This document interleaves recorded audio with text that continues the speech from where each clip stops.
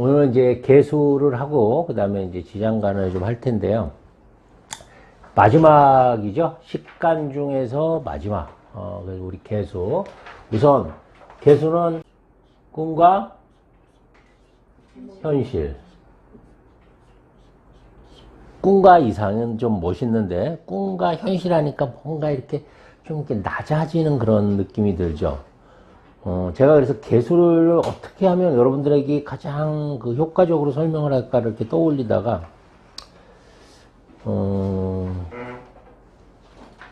여러분들 잠자다가 새벽에 눈이 떠진 건 아니에요. 근데 의식이 서서히 돌아오고 있어요. 그래서, 여기 꿈속에서는 하늘을 나르고 있었는데, 머릿속에서는 의식이 돌아와서 여기 내 반지하 방이네. 꿈에서는 궁전에서 이렇게 날아다니고 있는데 공주처럼 반쯤 의식이 돌아왔는데 여기는 내 반지하 방이네. 뭐 이런 식으로 이 이상과 현실이 같이 이렇게 섞여 있으면서 뭔가 현실이 자각되는 그런 비몽사몽간의 그런 기억이 좀 있으신지 모르겠는데 개수가 바로 그런 위치에 있다라고 보시면 돼요. 그러니까 임수는 완전히 꿈을 꾸고 날아가니까 행동 자체도 과감해질 수밖에 없고 뭔가 생각하면 그러니까 임수는 자기를 거슬리는 걸 용서할 수가 없어. 그냥 퍽 하고 치고 다 나가버리거든요. 그런데 이 친구는 꿈속에서는 뭐든지 다 할 수 있잖아요. 근데 이 친구는 꿈은 꾸고 있는데 꿈에서 어느 정도 깬 거예요. 그래서 이 현실을 자각한 거예요. 근데 몸은 그때 움직일까 안 움직일까? 몸은 거의 안 움직여요.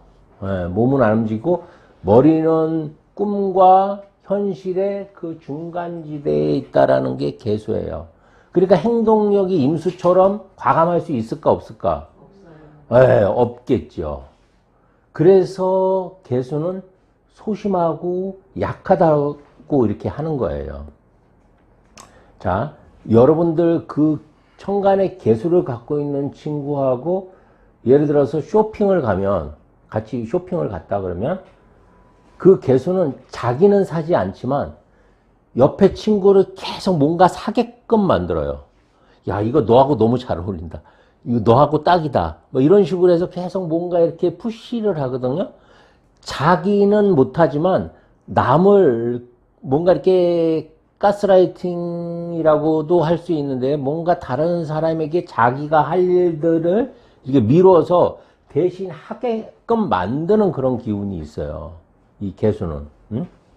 왜냐하면 자기 몸을 움직이지 않잖아요.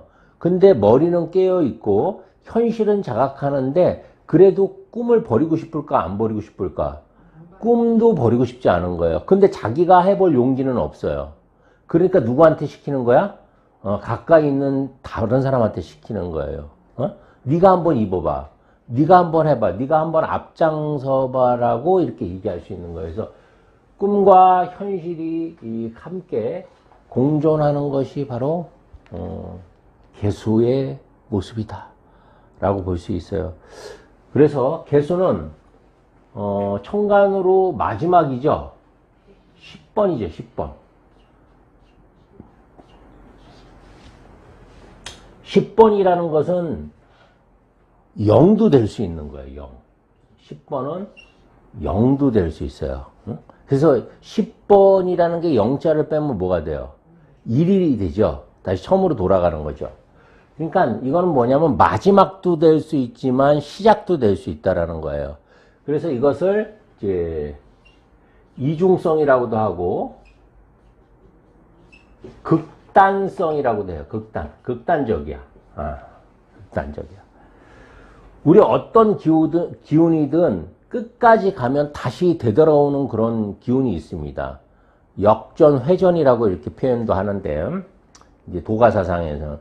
그러니까 우리가 여름철에 얼마 전에 그 아주 더운 시기가 있었죠. 삼복도이 때. 너무 더우면 하늘이 어떻게 해요? 가만두질 않죠. 소나기를 내려버리면서 식히게 하잖아요. 그 열기를. 그렇죠. 너무 추우면 또 하루 정도는 그래서 하만사원이라는 말도 나온 거거든요. 너무 추우면 또 이렇게 빛이 내려서 태양빛이 내려서 눈소리를 녹여. 그래서 그걸 기상모설이라고 하죠. 그래서 그런 식으로 어떤 거든 극단으로 가면 제자리로 돌아오려는 그런 어떤 힘이 있어요. 그거를 이제 보통 뭐라고 얘기를 하냐면 탄성이라고 그래요. 탄성. 탄성계수라는 말 들어봤죠? 우리 스프링도 이제 꽉꽉 누르면 어느 순간에 빵 튀어나오죠? 여러분들도 탄성계수가 있어요. 그래서 뭔가 참어 계속. 참다 어느 순간에 못 참고 빵 터지는 순간이 있죠? 그걸 이제 사주에서는 탕화라고 하거든요? 부글부글 끓는다 해서 폭탄이 빵 터지는 거야, 그게. 내가 잘 그동안은 참았는데, 이제는 이제 못 참겠다라고 하는 게 이제 그 탕화라고 얘기할 수 있어요. 그래서 이 탄성 개수들이 끝까지 가면 제자리로 오려고 하는 그런 이제 습성이 있는데, 그 기운 자체가 이제 바로 개수가 갖고 있는 기운이다라고 볼 수 있습니다. 그러니까 개수는 아주 순박한 그 시골 소녀, 그러니까 순진하고 순박한 시골 소녀도 될 수 있지만 정말 판무파탈 요부도 될 수 있어요. 그러니까 아주 극단성을 갖고 있어요. 끝에서 끝이야. 그러니까 개수가 사기꾼이 되면 정말 무섭고 남을 가스라이팅 해갖고 정말 사기도 칠 수 있고 그런 힘도 있지만 또 너무 순박해서 남한테 희생 봉사하고 이용만 당할 수도 있는 두 가지 캐릭터성을 다 갖고 있어요. 그러니까 개수라는 이 간지 자체는 무엇을 만나느냐에 따라서 완전히 달라진다고 생각하면 돼요. 개수가 목을 만났을 때하고 금을 만났을 때는 전혀 다른 성향이 나오거든요. 근데 목을 만났을 때가 훨씬 더 행복해. 개수는. 그 이유는 잠시 후에 이제 설명을 드릴 거예요. 그래서 이런 탄성이 있기 때문에 개수는 잘 참습니다. 흡수하고. 자기 존재를 드러내지 않고 어둠 속에서 자기를 잘 누르고 참고 있는데 그것이 어느 순간에 터지면 이제 정말 이제 크게 탄성이 폭발하듯이 탕화가 폭발하듯이 빵 터져버리는 거예요. 근데 그 터지는 것조차도 너무 조용하게 터지기 때문에 병화처럼 그렇게 맹렬하게 빵 터지는 게 아니기 때문에 몰라. 저 사람이 화가 났는데도 불구하고 화난지 몰라. 그게 더 무서운 건지 모르시죠? 화가 났으면 저 사람 화가 났으니까 우리가 조심하잖아. 이렇게. 저 사람 화가 났으니까 내가 조심해야지. 이렇게 되는데 이 개수의 화는 어둠 속에 있기 때문에 마치 맹수가 초식동물 잡아먹을 때 딜에서 살금살금 가듯이 평온한 얼굴을 해서 살금살금 가기 때문에 그래도 눈빛은 흔들려 항상. 눈빛은 흔들리는데 못 보지. 그래서 공격을 하기 때문에 무섭게 공격을 하기 때문에 진짜 개수의 그 원한은 무서운 원한이다라고 볼 수 있어요. 그 병화처럼 이렇게 주먹질을 하거나 몽둥이를 하거나 막 크게 소리를 치면서 와 그러고 가는 게 아니라 얘는 살금살금 도둑고양이처럼 가갖고 야구르트에다가 독을 탄다든지 뭐 이렇게 독침을 이렇게 훅 분다든지 아무도 모르게 공격을 하기 때문에 내가 죽는지도 모르고 갈 수 있는 게 개수예요. 내 마음 나도 몰라가 그래서 개수라고 할 수 있어요. 그러니까 개수의 사랑 자체도 그렇겠죠. 그 표현 자체가 굉장히 수동적일 가능성이 굉장히 높겠죠. 그러면서도 테레사 소녀나 성모 마리아처럼 희생정신이 굉장히 강해져요. 목을 만나면 그런 현상이 나오거든요. 그래서 개수한테 목은 자식에 해당이 되는 거예요. 그러니까 자기 자식한테는 무엇을 줘도 아깝지 않아. 그리고 이제 목의 기운이 있는 남자를 만나면 마치 자기 자식처럼 돌봐주는 그런 기운이 있어요. 그러니까 남편을 마치 자기 애기처럼 생각하고 막 이렇게 돌봐줘. 근데 똑같은 남편이라도 예를 들어서 금남편이라든지 무토남편을 만나면 자기가 애기가 돼서 이렇게 뭔가 이렇게 굉장히 큰 의존을 하는데 거꾸로 목을 만나면 자기가 부모가 돼갖고 이렇게 바뀌어버려요. 그러니까 아주 극단성이 있는 거예요. 이중성이 있는 거고. 자, 0과 10이라는 그것이 이제 비슷한 거라고 했는데, 그러니까 끝이 곧 처음이라는 거예요. 끝은 처음으로 된다. 우리 개수를 물상적으로 보면 이제 개의신계에서 이제 봄비라고 표현을 했어요. 봄비. 이제 보통 빗물이라고도 하는데 딱 봄비 하면 여러분들이 무엇을 떠올려야 되냐? 어? 봄비도 있고, 겨울비도 있고, 가을비도 있지. 여름비도 있고요. 그럼 한번 따져보자고. 똑같은 비인데, 어느 시기에 내리냐에 따라서 그 마법이 다 달라져요. 일단은 봄에 내리는 비는 어떤 비야? 좋은 비죠. 착한 비고, 그래서 단비라고 이렇게 얘기합니다.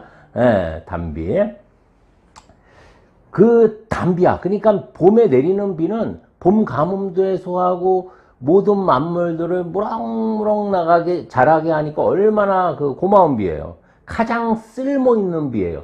그런데 개수가 쓸모 있는 비라는 거잖아. 그죠? 어? 가장 아름다운 비야. 어? 가장 좋은 비고. 여름비는 어떤 비예요? 어? 여름비는 열기를 뜨거운 열기를 식혀주기도 하지만 홍수나 해일을 만들기도 해서 좋은 비와 나쁜 비가 섞여 있는 비가 여름비예요. 어? 근데 기본적으로는 좋은 비지. 왜? 여름에 비가 안 내린다고 생각해 보세요. 홍수 나는 것보다 더 무서울걸요? 그죠? 그 다음에 이제 가을비를 추로라고 하는데, 이제 가을비하고 겨울비는, 겨울비라는 것은 눈이라고 보시면 돼요. 눈설이라고 보시면 되거든요. 예, 그래서 제일 필요 없는 비는 가을비일까 겨울비일까? 이거 맞히시면 뭐 2분의 1이야. 확률이. 예, 맞아요. 띵동댕이요. 겨울비는 그 땅을 보호해 주는 거예요. 그래서 겨울에 어느 정도 눈이 내려야지 봄에 풍년이 들어옵니다. 근데 추로가 가장 쓸모 없는 비야. 어? 정말 아무 쓸데기 없는 비가 추로예요. 가을에 내리는 비. 어? 그래서 가을비 자체는 경제성도 없고 가치도 없어. 지하수도 안 돼, 그거는. 그래서 봄비는 우리가 꼭 필요한 비라고 그랬잖아. 그럼 어떤 의미야? 그 봄비라는 의미는, 필요하다는 의미는 뭐죠? 경제성, 효율성을 따진다는 거예요. 그러니까 쓸데없는 짓을 개수가 잘 할까 안 할까? 안 하겠죠. 예. 왜? 봄비잖아. 꼭 필요한 비야. 꼭 필요한 데 쓰인다는 그런 의미야. 봄비라는 게. 어?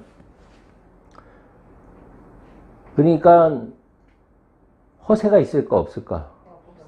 없죠. 에너지를 굉장히 최적화해서 쓰겠죠. 함부로 안 쓰겠죠. 병화 같은 경우에는 쓸데없이 1년 12달 햇빛을 그냥 내리찌잖아. 그러니까 쓸데없는 짓을 어마어마하게 많이 하겠죠. 그죠? 에너지가 물론 넘치기도 하지만. 예. 그래서 개수는 이렇게 봄비로 경제적이고 효율적인데, 예? 효율적인데 행동은 어떻다? 소극적일 수밖에 없는 거예요. 제가 이제 개수가 가장 행복하게 살 수 있는 방법은 뭐냐? 뭐냐? 자기의 팔다리가 돼줄 수 있는 무언가가 있으면 돼. 한번 우리가 잠에서 비몽사몽간에 깨어났을 때 손발이 움직이지 않는다고 했잖아. 그죠?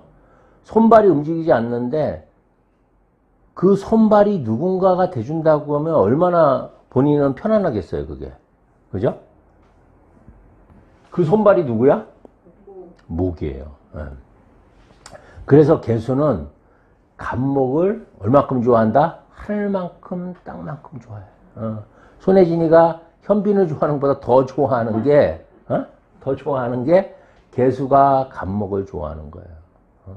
그러니까 개수는 무조건 목으로 가고자 하는 그런 특성이 있어요. 근데 그것을 목각의 뒷덜미를 딱 하고 잡는 것이 바로 무토라고 볼 수 있는 거예요. 무토가 가지 마, 그러고. 그러니까 무토와 남편이 무토고 자식이 목이라고 하면 개수는 반찬을 만들 때 누구한테 누가 좋아하는 반찬을 만들어 줄까? 예. 돈은 무토가 갖다 주지만 그 무토의 돈은 모두 목한테로 가게 돼 있어요. 그런 마음이에요. 그러니까 개수는 백화점에 가서 옷을 사더라도 남편 옷은 안 삽니다. 자식 옷만 사요. 예. 근데 이제 그 남편이 사주가 일주가 목이다. 그리고 목의 기운이 많다. 묘월에 태어났다. 인월에 태어났다. 그럼 또 달라질 수 있어요. 그러면 나는 뭐라 그래요? 아들을 둘 키운다. 라고 이렇게 얘기를 하는 거야. 우리 남편도 큰아들 같고, 진짜 아들도 막내 아들 같고, 이렇게 되는 겁니다. 그래서 개수가 제일 행복하게 살 수 있는 방법은 내가 무언가 희생하고 봉사하면서 누군가를 사랑할 때 가장 행복해질 수 있어요. 그런데 개수가 이제 금을 만나면 그게 바뀌어요. 금을 만나면 원래 내가 나서기 싫어하잖아. 어둠 속에 계속 머물러 있기를 좋아하거든요. 개수의 본기가 뭐냐면 쥐예요, 쥐. 자수란 말이야, 본기가. 그러면 쥐한테 자꾸 대낮에 막 방 안에 이렇게 어슬렁어슬렁 천천히 걸어댕기라고 그러면 좋아하겠냐고. 태양처럼. 쥐는 은밀한 곳에 딱 숨어 있어야죠. 밤에만 야행성으로 움직여야 되잖아. 그리고 이 개수의 시간은 어떤 시간이에요? 자는 시간이긴 한데 두 개를 다 갖고 있어요. 여러분들 쥐가 앞발은 발이 4개고 뒷발은 발이 5개인 거 아세요? 발꼬락이? 달라요. 그래서 그걸 야자시라고 하는 거야. 그러니까 얘는 바뀌어. 뭐가 바뀌냐면 날짜가 바뀌어요. 날짜가. 그래서 이 개수는 맨 마지막이라고 그랬잖아. 10도 되고 0도 되고. 그래서 이제 이 개수의 시가 자시거든요. 자시는 뭐 우리가 그래서 야자신이, 조자신이, 뭐 정자신이 이렇게 따지잖아. 날짜가 바뀌는 거예요. 어제가 오늘이 되고 오늘이 어제가 되고 이렇게 바뀔 수 있는 게 그 기준이 개라는 거예요. 그래서 동물로도 성명통에서 이것을 뭐라고 그랬냐면 과학주의.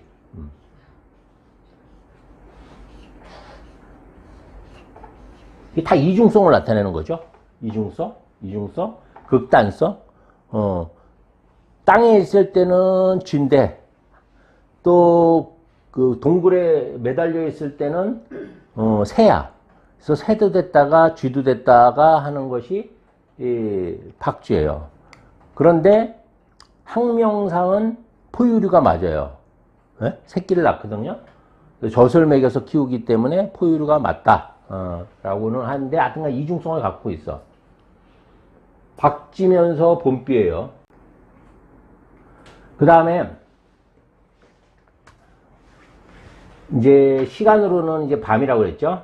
밤과 새벽 사이가 되는데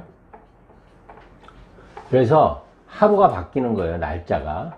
하루가 변경. 그러니까 두 개의 얼굴을 다 갖고 있는 거야. 어제의 얼굴로 살다가 갑자기 오늘의 얼굴로 바뀌어. 두 가지 얼굴을 다 갖고 있는 거야. 야누스예요, 야누스. 예. 왜? 꿈과 현실이 같이 있잖아. 꿈과 이상은 같은 말이에요. 응? 꿈과 이상은 같은 말입니다. 다른 말이 아니라. 근데 이거는 꿈과 현실이 있기 때문에 두 가지 얼굴 다 갖고 있는 거야. 개수일간에 안 계시죠? 아들이요? 아들은 괜찮아요. 본인이 직접 들으면 또 괜히 기분 나쁠 수 있으니까.